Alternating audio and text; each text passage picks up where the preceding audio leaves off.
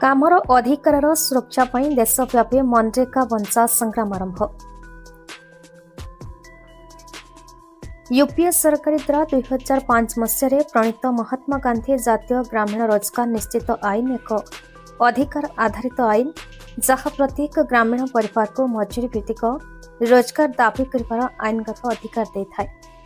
दाबी पर 15 दिन मध्य रोजगार जोगाइबा राज्यर आईनगत कर्तव्य। ता विफल हेले बेरोजगार भत्ता देवाक पड़े। ए आईनगत अधिकार होउछि मनरेगार मूल परिचय। मनरेगा ग्रामीण जीविका सुरक्षार मूल आधार भाव प्रतिवर्ष 5 ରୁ 6 कोटी परिवार को रोजगार जोगाई दुखद दातन कमाई ग्रामीण मजूरी बढ़ाई एवं सामाजिक जीवन में रोजगार को दीर्घस्थायी करिछि। यार चाहिदा भित्तिक रूपरेख निश्चित मजूरी और सीधासलख बैंक अकाउंट जमा विशेषकर महिला दलित आदिवासी और प्रांतवर्ती समुदाय को लाभान्वित करिछि। समुदाय कार्य दिनर प्राय 60% महिला मानकर। उक्त कार्यक्रम महात्मा गांधी नाम हटाଯିबा द्वारा श्रमर मर्यादा प्रति अपमान होइछि। ग्राम्य सिंह शासन वाणिज्य हेबा सह मनरेगार मूल्यबोध को शिथिल करबा यह एक षड़यंत्र। ग्रामीण जीविका उपरे ही आक्रमण गंभीरता को ध्यान रखी कांग्रेस कार्यकारिणी समिति CWC 27 डिसेम्बर 2025 होइथिबा बैठक रे सर्वसम्मतिक्रमे मनरेगा बंचाओ संग्राम नामक देशव्यापी जन आंदोलन आरंभ करने संकल्प ग्रहण करिछि। जार उद्देश्य कामर अधिकार को सुरक्षा करने और मनरेगा को ताहार मूल अधिकार आधारित रूप में फेरी पाइबा। ए नाम परिवर्तन को नहीं पीसीसी मानक नेतृत्व में पर्यायक्रमे ग्रामस्तरीय ब्लॉक स्तरीय जिला स्तरीय होई राज्य स्तरीय विधानसभा घेराव कराजिबो बोली आज सांबादिक सम्मेलन में आलोचना कराଯାଇଛି।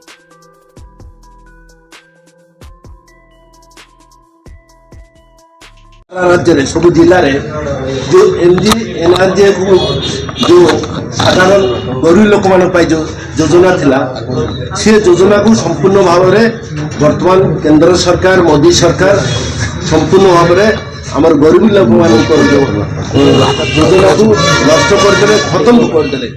जो गरीब लोक माने जो संवैधानिक अधिकार थिला जो से 100 दिन काम पाइबाटा जो ग्यारंटी थिला तो कन्स्टिट्यूशनल राइट थिला से राइट को कम्प्लीटली नष्ट करदे।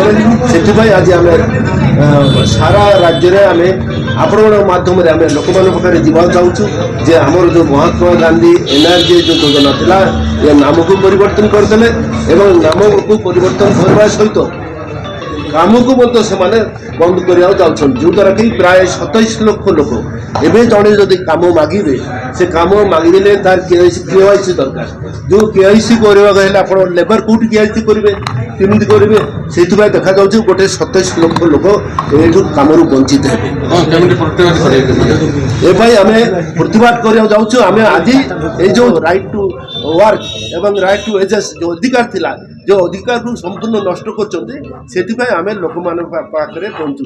आपण मैंने जानती यही मनरेगा जो आमर AICC तरफ जो डाकरा आसला तार गत 8 तारिख दिन आम PCC लेवल रे मीटिंग होता मनरेगा कौन पाई मीटिंग होती आप भल भाई जानते। मनरेगार ना गांधी ना चेंज करके जो 100 दिन काम को 125 दिन बढ़े बोली लोक जो भंडाऊँ से विषय प्रतिवाद करने आम आज आम प्रेस कॉन्फ्रेंस होता आमर निमेई बाबू आसते जे निमेई सरकार एक्स MLA कोरापुट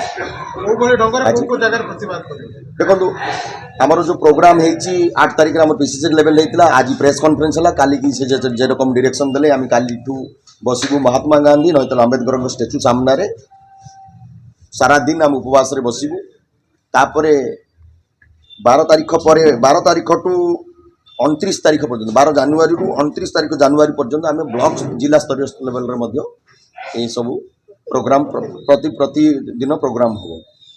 तो ये जो प्रोग्राम जो प्रांजल भाव बुझे आपन को ए 3टा इश्यू थिला आपनकर गोटे तो मनरेगा है मनरेगा जो सरकार जो देखो मनरेगा सरकार आसला 10 वर्ष भितर मुझे आगू कही एवं भी कहूँ जो 100 दिन प्रोग्राम है धान चाउल मैंने सब कही लोक सब साहय करदे सब करदे मंडी में सब धान पड़ी कौन धान किणवा ना आंक पाखे एत पैसा थी एत धुआमाण करते आप जानती सरकार आसला 1,47,000 कोटी टका लोन कर मोहन माझी सरकार से पैसा आसला लोक हंतसंत कर रास्तार लोक आपने जानते सब मीडिया भाई बाइक अच्छी बाइक आसुँच किए कैमेरामैन किए कौन समस्त को हैरान कर पैसा कलेक्शन कर पैसा जाऊँगी कुआड़े एत पैसा कलेक्शन कर महात्मा नरेंद्र मोदी लोन नहीं जाइए गत 10 वर्ष अच्छी से अनशन बसू आपण मानक सादर निमंत्रण आउे आपण मानक थे थे आज संध्या बेले फोन कर